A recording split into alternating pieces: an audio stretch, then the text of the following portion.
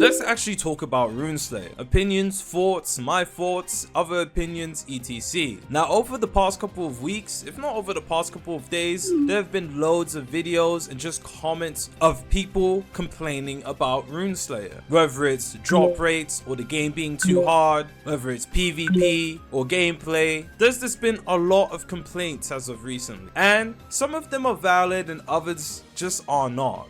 But one thing I will say before we actually get into this video is that Rune Slayer is genuinely a good game. Rune Slayer is, and I've said multiple times, probably the best game that we've had on the platform since OG Type Soul. Don't get it confused, OG Type Soul's the first release after CC, not the re-release. And if you didn't like Type Soul, you could actually take it way back. The first good game since Deepwoken release. We're 3 months into 2025 and we've gotten, what, 2 games, one of them being Jujutsu Odyssey.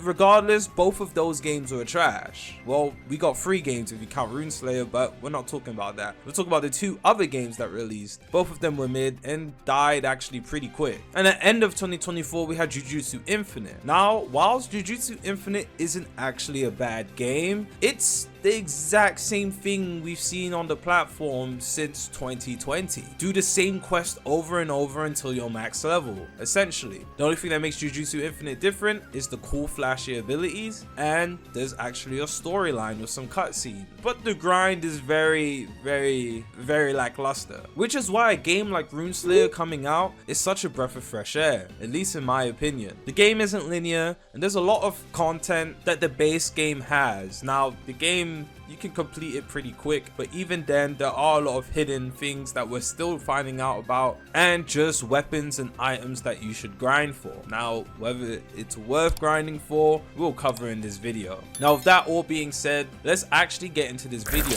And I'm not gonna lie to you guys, there's quite a few negative things here, so I'm going to break them down and speak about them separately, starting off with races. Now, my complaint isn't with races individually, it's mainly just with Dullahan. Dullahan, in my opinion, has no reason to be the worst race in the game. Honestly, I think it needs to be buffed significantly. Dullahan is extremely underwhelming, and I don't even know why people are still trying their hardest to roll for Dullahan. It makes no sense. The kings on this platform, or should I say the kings for the races, are Half Golem, Slime, and Elf. Those 3 shine above the others completely. I guess you can throw Human in there too, but Human only really shines when you have a warrior build. But overall, Elf, Slime, and Half Golem are definitely like the top. Dullahan might actually be on the same page as Orc, or just a little bit better. It's not that great. It's really terrible. That shouldn't be a thing. Dullahan definitely needs a buff. The second bad thing that I need to complain about real quick is Knights. And when I'm talking about Knights, I mean the subclass Knights that you get through going through the warrior path. Knights are terrible. There is literally no reason to pick Knight over Swordmaster and Berserker, unless you just like having a shield, but then you're just kind of trolling. Knights in most RPGs, in most video games, in anything, are meant to be in the front line, tanking the damage and peeling the enemies for their teammates, collecting the aggro of all the mobs and letting the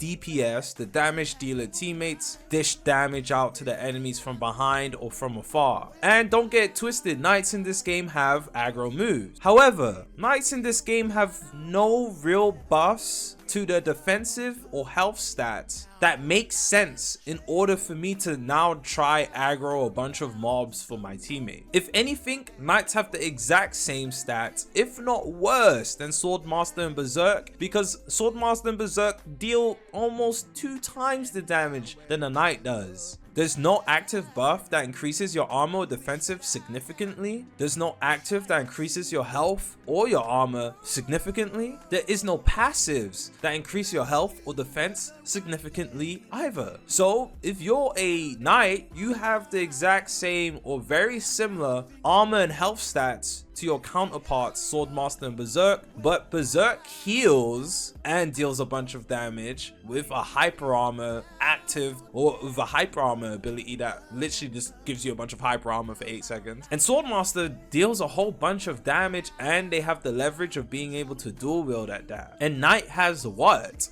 shields that posture break from every boss you could fight, an ability that takes damage away from your teammates and draws it into yourself, even though you have the same amount of armor you would have if you were a berserk or a swordmaster and you're not dealing nearly enough damage. It makes no sense. There's literally no reason for knights to be knights. The next pet peeve I have are spears. The spear weapon in this game makes no sense. There's not even a spear class. There's not a spear class, a spearman, a dragon rider, or because Rogue Lineage, you know, dragon riders used spears. There's no spear class or spear subclass for the warrior genre. There's nothing that incentivizes players to actually use spears. However, there are spears in this game, and we got a spear legendary weapon, which makes no sense because there's really no reason to ever use it, first of all, and second of all, deals no damage, and third of all, there's no spear subclass. It just doesn't make sense. You can't really utilize a spear in this game because there's no actual reason to use a spear over normal sword or an axe or a great sword. On top of that, the legendary spear deals like 11 base damage.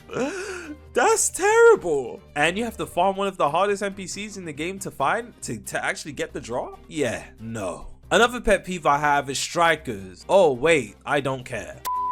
The EXP scaling. Now, I do think the EXP scaling in this game is a little bit odd. Now, there are quests in the late game areas, as in the swamp and the Beastman area, that actually do give a good amount of EXP. I know the spider quest line gives a bunch of EXP where you have to fight the spiders in the spider cave, and there was another quest that gives over 1,000 EXP as well. However, majority of the quests, even in the late game stages, still give about that 800, 600 ish EXP for completing the quest. But that's the same amount of EXP you get at completing a quest at the start of the game, and I just don't really feel like that makes sense. Now, obviously, the devs probably did this so that, you know, it takes you kind of longer to get to level 40. Though, it's not that hard to get to level 40. Honestly, watch my video. However, I do think EXP scaling needs to be better. Now, if we do ever get a level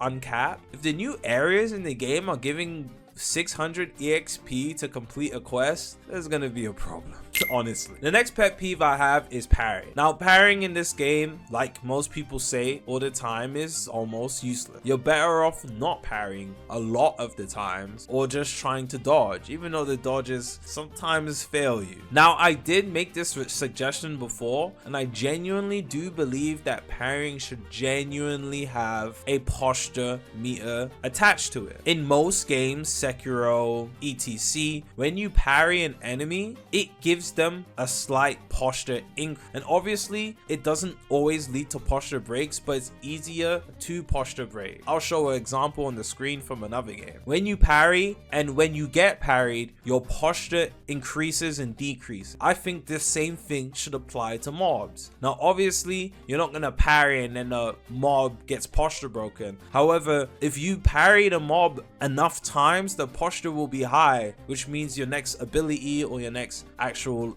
successful attack will lead to a posture break. That makes more sense than random posture breaks that this game has now. Usually warriors can really farm posture breaks easier than anyone, and this way it kind of makes parrying more significant in this game. And somebody said that was a bad idea, but even Deep Woken has features like this, so I'm not too sure what that idiot was talking about. Now, this one isn't really my pet peeve, but in general, the drop rates are crazy. However, the developers did actually address this whole drop thing by actually making golden fairies droppable through tree sentinels. So in my opinion, if you grind enough tree sentinels and end up getting a golden fairy, that kind of makes up for the fact that the drop rates are super low. Yes, you're gonna need to grind that golden fairy up to level 40, but it's still better than nothing. That is basically a permanent drop rate increase. Now, the community was speaking, and a lot of people said the developers should add a feature from Voxel Blade into this game. Now, in Voxel Blades, there are things like Harvest Moons, Blood Moon, Void Moon that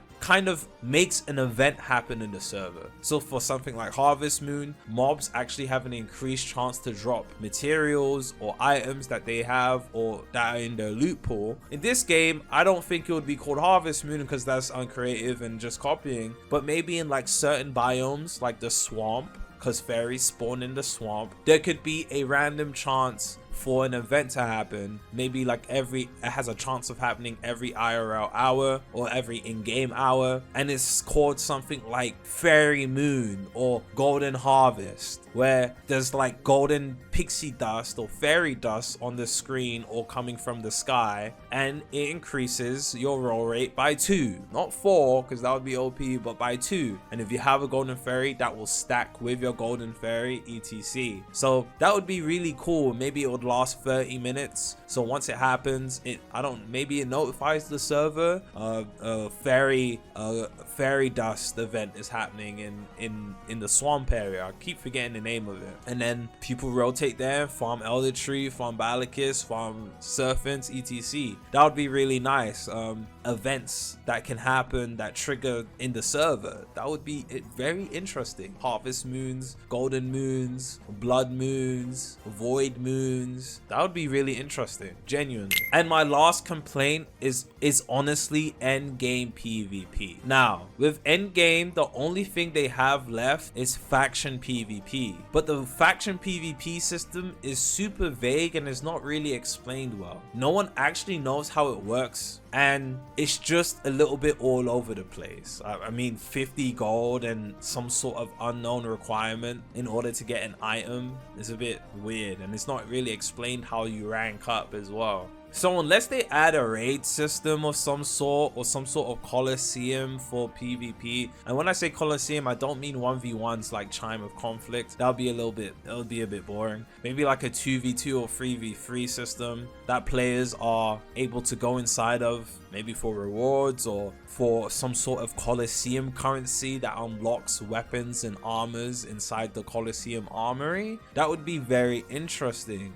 Give players a reason to, to stay. I feel like the faction PvP is all over the place. It's not explained, and just fighting in the overworld is actually good. I do like random overworld encounters, but I feel like there should be a Coliseum location added to the map and players go there. I don't think it should be an instance because that might divide the player base, but maybe like a Coliseum place in the map, and players go there, and there's Coliseum currencies and a bunch of items that can be grinded in the Coliseum through the currency. That would be super interesting, because right now the endgame PvP is just literally out in the open. 50 gold is super expensive for no reason, and then you need a certain rank that's not really even explained how to obtain. It's all over the place. It doesn't really make sense, and people are grinding for endgame drops for no reason. If I get an endgame drop, I want to test it out on other players, and there's no content expansion coming yet, so there's no NPCs to fight with it either. So yeah, I think there needs to be more thought into the endgame faction, or maybe make the Coliseum a faction war thing.